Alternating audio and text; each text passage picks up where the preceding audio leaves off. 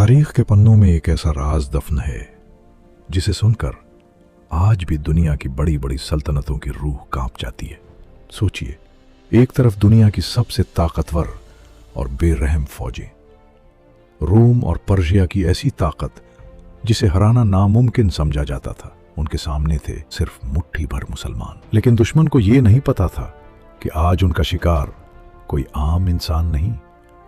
आज उनका सामना एक ऐसे अजीम जर्नैल से होने वाला है जिसने अपनी पूरी जिंदगी में कभी एक जंग भी नहीं हारी। एक ऐसा कमांडर जिसकी जंगी चालें दुश्मन के सोचने से पहले ही उनकी कब्र खोद देती थी। एक ऐसा मर्द मुजाहिद जिसे किसी इंसान ने नहीं बल्कि खुद अल्लाह के रसूल ने अपना हथियार चुना। ये दास्तान है दुनिया के सबसे नाकाबिले शिकस्त कमांडर की, द सॉर्ड ऑफ अल्लाह, हजरत खालिद बिन वलीद रजी अल्लाह अन्हु। The Sword, exploring powerful stories of faith. यमामा की जंग के बाद खलीफा हजरत अबू बकर रजी अल्लाह अन्हु ने खालिद रजी अल्लाह अन्हु को इराक फतह करने का हुक्म दिया। उस वक्त इराक पर ईरानियों का कब्जा था, जो दुनिया की सबसे बड़ी ताकत थी।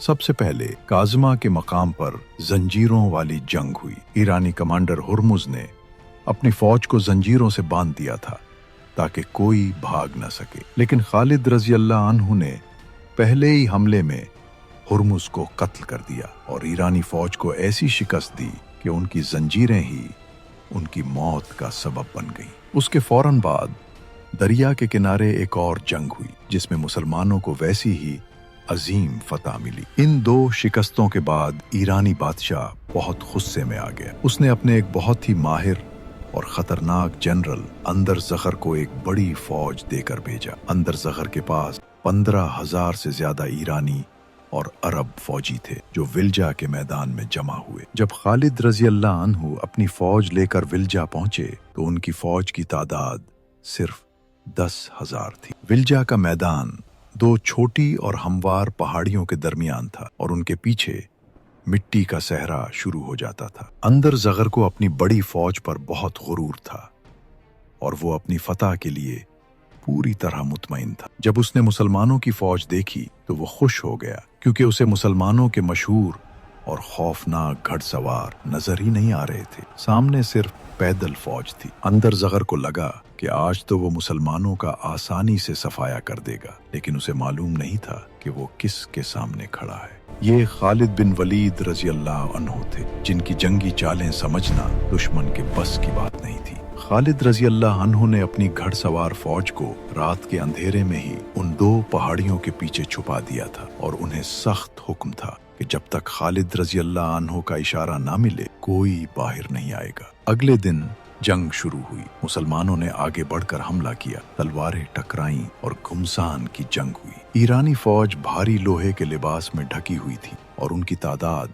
बहुत ज्यादा थी। मुसलमान बहुत फिरतीले थे, लेकिन तादाद कम होने की वजह से एक एक मुसलमान को कई कई ईरानियों से लड़ना पड़ रहा था। 1 घंटे की शदीद जंग के बाद मुसलमान थकने लगे। अंदर ज़ग़र पीछे से अपनी ताज़ा दम फौज आगे भेजता रहा। उसे लगने लगा कि वो जंग जीत रहा है। ठीक इसी वक्त जब ईरानी फौज मुसलमानों पर दबाव डाल रही थी और आगे बढ़ चुकी थी, खालिद रजी अल्लाह अन्हु ने इशारा कर दिया। अचानक पहाड़ियों के पीछे से धूल उड़ी और मुसलमानों की छुपी हुई घड़सवार फौज दुश्मन के बिल्कुल पीछे और दाएं बाएं से उन पर टूट पड़ी। फौजी जबान में इस तरकीब को दोनों तरफ से घेरना कहते हैं। ईरानी फौज को समझ ही नहीं आया कि उनके साथ क्या हुआ। वो आगे से खालिद रजी अल्लाह अन्हु की पैदल फौज और पीछे से उन घड़सवारों के दरमियान बुरी तरह फंस गए। अब उनके पास भागने का कोई रास्ता नहीं था। कुछ ही देर में वो अजीम ईरानी फौज जो अपनी ताकत पर गुरूर कर रही थी, उस जोरदार हमले के सामने ढेर हो गई। अंदर ज़ग़र को ऐसी इबरतनाक शिकस्त मिली कि वो मैदान छोड़कर भाग निकला और सहरा में प्यास से मर गया। विल्जा की अजीम फतह के बाद खालिद रजी अल्लाह अन्हु अलस की तरफ बढ़े। वहां ईरानी फौज अपना खाना खा रही थी, लेकिन मुसलमानों के अचानक हमले की वजह से उन्हें खाना छोड़कर मैदान में आना पड़ा। अलस की जंग विल्जा से भी ज्यादा सख्त थी।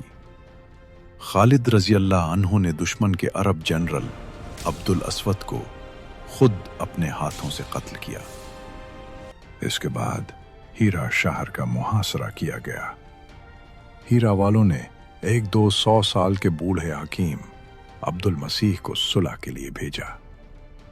हजरत खालिद रजी अल्लाह अन्हु और उनके दरमियान बहुत दिलचस्प गुफ्तगू हुई। अब्दुल मसीह के पास तेज असर करने वाला जहर था कि अगर सुलह ना हुई तो वो खाकर जान दे देगा ताकि अपने लोगों की तबाही ना देखे। लेकिन हजरत खालिद रजी अल्लाह अन्हु ने नरमी से काम लिया और सालाना टैक्स यानी जिजिया पर सुलह मंजूर कर ली। जब इराक फतह हो गया तो हजरत अबू बकर रजी अल्लाह अन्हु को खबर मिली कि शाम में मुसलमान फौज को रूमी सल्तनत के सामने मुश्किलात का सामना है। खलीफा ने फरमाया, खुदा की कसम, मैं रूमियों और शैतान के दोस्तों को खालिद बिन वलीद रजी अल्लाह अन्हु के जरिए तबाह कर दूंगा। हजरत खालिद रजी अल्लाह अन्हु इराक से एक खतरनाक सहराई रास्ता तय करके शाम पहुंचे। वहां उन्होंने अजनादेन की जंग में रूमियों को ऐसी शिकस्त दी कि उनकी कमर टूट गई। फिर दिमश्क का मुहासरा हुआ। हजरत खालिद रजी अल्लाह अन्हु रात के अंधेरे में रस्सी के जरिए दीवार पर चढ़े, किले का दरवाजा खोला और पूरे शहर को फतह कर लिया। लेकिन सबसे अजीम और फैसला कुन जंग थी जंगे यरमूक। रूमी बादशाह हिरकल ने एक बहुत बड़ी फौज जमा की जिसमें तकरीबन 1,50,000 से ज्यादा फौजी थे, जबकि मुसलमान सिर्फ 23 से 40,000 थे। रूमियों ने अपनी फौज को आपस में जंजीरों से बांध रखा था ताकि कोई पीछे न हट सके। ये जंग 6 दिन तक चली। हजरत खालिद रजी अल्लाह अन्हु ने अपने हिसाब से फौज की ऐसी जबरदस्त तरकीब बनाई कि छठे दिन रूमियों को वादियुर रकाद नाम की एक गहरी खाई की तरफ धकील दिया। हजारों रूमी भागते हुए इस खाई में गिरकर हलाक हो गए। इस फतह ने रूमी सल्तनत का हमेशा के लिए शाम से सफाया कर दिया। यरमूक खेस अजीम फतह के दौरान खिलाफत की बाग दौर हजरत उमर रजी अल्लाह अन्हु के हाथ में आ चुकी थी। हजरत उमर रजी अल्लाह अन्हु को यह एहसास हुआ कि लोग लगातार फतह देखकर ये समझने लगे हैं कि हर जीत सिर्फ हजरत खालिद रजी अल्लाह अन्हु की वजह से हो रही है। उन्हीं डर था कि लोगों का यकीन अल्लाह की जात से हटकर किसी एक शख्स पर ना आ जाए। एक और मामला ये पेश आया कि हजरत खालिद रजी अल्लाह अन्हु ने अपनी सखावत की आदत के मुताबिक एक शायर को उसकी नज्म पर 10,000 दिरहम इनाम दिया था। हजरत उमर रजी अल्लाह अन्हु ने उन दरमियान में तहकीकात का हुक्म दिया। उमीसा के भरे मजमे में हजरत बिलाल रजी अल्लाह अन्हु ने हजरत खालिद रजी अल्लाह अन्हु से पूछा, ये पैसे तुमने खजाने से दिए हैं या अपनी जेब से? हजरत खालिद रजी अल्लाह अन्हु ने पूरे वकार और सुकून से जवाब दिया, अपनी जेब से।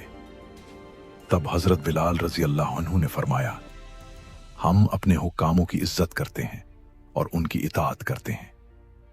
लेकिन हजरत उमर रजी अल्लाह अन्हु की तरफ से हजरत खालिद रजी अल्लाह अन्हु को कमांडर के ओहदे से हटा दिया गया था। जब उन्हें यह फरमान मिला तो हजरत खालिद रजी अल्लाह अन्हु ने चुपचाप अपना ओहदा हजरत अबू उबैदा रजी अल्लाह अन्हु के हवाले कर दिया। उन्होंने ये साबित किया कि मैं उमर के लिए नहीं लड़ता बल्कि उमर के रब के लिए लड़ता हूं। मदीना वापस आकर जब हजरत उमर रजी अल्लाह अन्हु और हजरत खालिद रजी अल्लाह अलैह की मुलाकात हुई तो हजरत उमर रजी अल्लाह अन्हु ने फरमाया, कसम खुदा की, तुम मेरे नजदीक मोहतरम और बहुत अजीज हो। आज के बाद तुम्हें मुझसे शिकायत का मौका नहीं मिलेगा। जिंदगी के आखिरी साल हजरत खालिद रजी अल्लाह अन्हु ने शाम के शहर उमीसा में गुजारे। उस अजीम जर्नैल जिसने अपनी जिंदगी में सैकड़ों जंगियां लड़ी और कभी शिकस्त नहीं खाई, उनका आखिरी वक्त किसी मैदान जंग में नहीं बल्कि अपने बिस्तर पर आया। अपने आखिरी वक्त में वो बहुत उदास थे। उन्होंने अपने एक दोस्त को अपनी टांग और सीना दिखाया और रोते हुए फरमाया, क्या तुम मेरे जिस्म पर एक बालिश बराबर भी ऐसी जगह देख सकते हो जो किसी तलवार, तीर या नैज़े के जख्म से बच गई हो? मैंने सैकड़ों जंगों में शहादत की तलाश की, लेकिन आज मैं यहाँ अपने बिस्तर पर ऐसे जान दे रहा हूँ, एक बूढ़े ऊंट की तरह। मैं बिस्तर पर शर्म से जान दे रहा हूँ। बुज़दिलों की आंखें कभी चैन से न सोएं। उनके दोस्त ने उन्हें तसल्ली दी और कहा, जब अल्लाह के रसूल सल्लल्लाहु अलैहि वसल्लम ने आपको अल्लाह की तलवार का लक़ब दिया था, तो दुनिया का कोई दुश्मन आपको मैदान जंग में मार ही नहीं सकता था, वरना अल्लाह की तलवार टूट जाती और ये नामुमकिन था। वफात के वक्त उनके पास दुनिया की कोई दौलत नहीं थी सिवाय उनकी तलवार, उनके घोड़े और एक वफादार खादिम के। जब हजरत उमर रज़ियल्लाहु अन्हु तक उनकी वफात की खबर पहुंची तो वो ज़ारो कतार रोने लगे। मदीना की औरतों ने और उनकी वालिदा ने उस अजीम जनरल पर आंसू बहाए। हजरत खालिद बिन वलीद रज़ियल्लाहु अन्हु सिर्फ एक अजीम जनरल नहीं थे, वो इताअत, अल्लाह की मोहब्बत और बहादुरी की ऐसी मिसाल थे जिसे तारीख कभी बुला नहीं सकती। दोस्तों, अगर आपको ये वीडियो पसंद आई हो तो इसे लाइक करें, दोस्तों के साथ शेयर करें और चैनल को सब्सक्राइब जरूर करें। मिलते हैं अगली वीडियो में। अल्लाह हाफिज।